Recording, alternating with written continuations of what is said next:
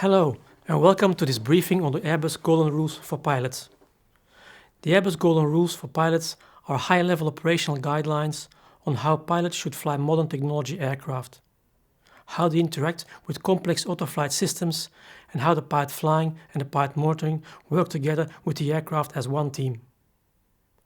While the Golden Rules might seem very high-level and pedantic at first, I will show their practical use and consequences if not strictly followed. Indeed, the violation of these golden rules can be linked to root causes of many incidents and accidents. They are an integral part of the knowledge, skill and attitude required to safely and efficiently operate the Airbus aircraft. There are 4 golden rules, all applicable to normal, abnormal and emergency situations, with the aircraft being flown manually or with the autopilot engaged. Let's have a closer look at these 4 golden rules. Rule number 1, fly, navigate and communicate, in this order and with appropriate task sharing. The key aspect of this rule is the priority of the steps. Indeed, your main priority should be to fly the aircraft on a safe trajectory. If this step is omitted or neglected, control of the aircraft could be lost, or the aircraft could be flown into an unsafe position. The pilot flying must focus on flying the aircraft, either manually or with the autopilot engaged. The pilot monitoring must assist the pilot flying and must actively monitor the flight parameters and call out any excessive deviation. This monitoring role is very important and often underestimated. If you want to know more on the power of monitoring, please check out our video on the wind platform. Flying the aircraft is not the sole responsibility of the pilot flying, but a shared responsibility of the entire flight crew. Therefore, both crew members should focus on flying the aircraft with appropriate task sharing. Once the aircraft is under control, it should be flown onto a safe flight path. This means that the flight crew must display good situational awareness. They know where they are, they know where they should be, and they know how to get there, while considering the terrain and significant weather. Now, the flight crew can communicate with the world outside the flight deck, inform air traffic control of any flight plan deviations or new intentions. The flight crew can communicate with the cabin crew to obtain a status report or to indicate a change in the flight. To ensure effective communication, the flight crew should use standard phraseology and applicable callouts. Imagine the flight crew performs a normal takeoff in configuration 2 and toga thrust. While they are lining up, the pilot monitoring forgets to set the TCAS system in TARA mode. As the flight crew approaches the first level of altitude, they receive the associated ECAM message. This ECAM message distracts the flight crew. They do not realize the autothrust system is not active yet and still commands toga thrust. As the autothrust is not active yet, it will not prevent the overspeed. Conclusion: the flight crew was distracted by this non-urgent ECAM and neglected to fly the aircraft first. Now that we have reviewed the first golden rule, we can move to the second one. Use the appropriate level of automation at all times. Airbus aircraft can be flown with several automation levels. Before starting a procedure, the flight crew must first select the most appropriate automation level for a task at hand. This will reduce the workload and increase the situational awareness of the crew. This selection can include manual flight.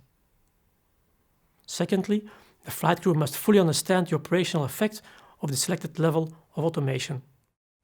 Imagine the flight crew is returning early morning to Europe after a transatlantic crossing.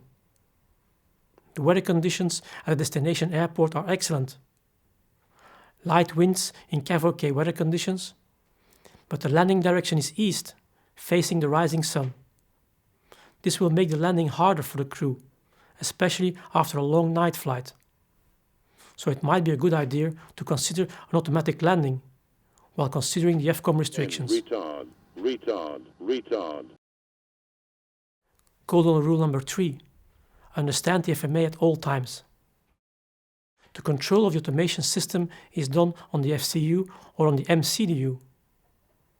The pilot flying, who makes all the selections on the FCU when the autopilot is engaged, must monitor the FMA to verify the modes that are engaged or armed. Any mode change on the FMA must be announced for the benefit of the pilot monitoring, who will confirm the FMA mode change or challenge the pilot flying if the active or selected modes deviate from the intended plan. This closed-loop monitoring process will ensure that at any time the flight crew is aware of which appropriate guidance modes are engaged or armed, what the guidance targets are, and the aircraft response in terms of attitude, speed, heading, and thrust.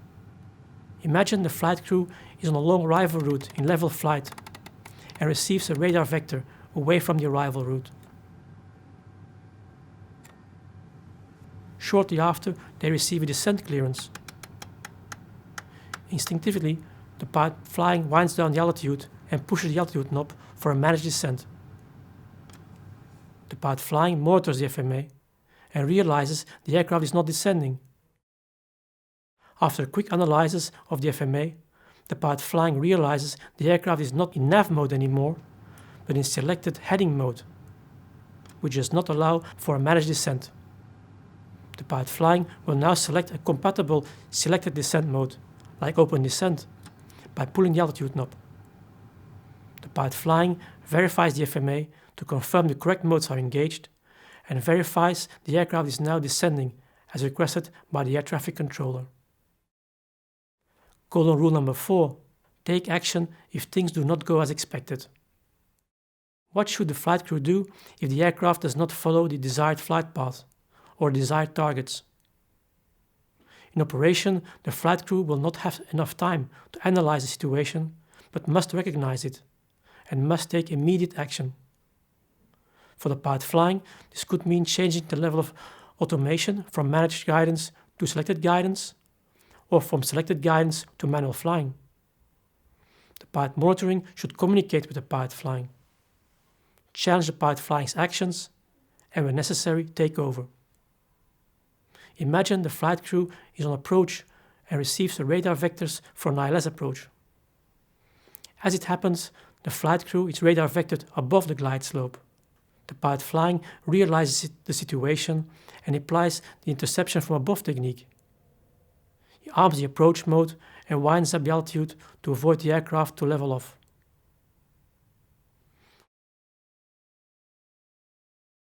While he does that, he accidentally pulls the altitude knob so that the aircraft goes in open climb mode. The pilot flying, who monitors the FMA, realizes the error and takes action. The pilot flying pushes the vertical speed knob to make the aircraft level off and afterwards winds down the vertical speed to approximately minus 1005 per minute to regain the glide slope.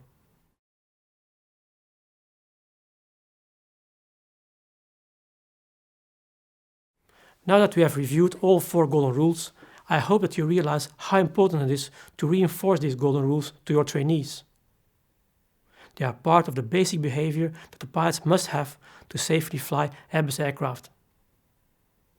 I hope you liked this briefing on golden rules, and I hope to see you again for the next one.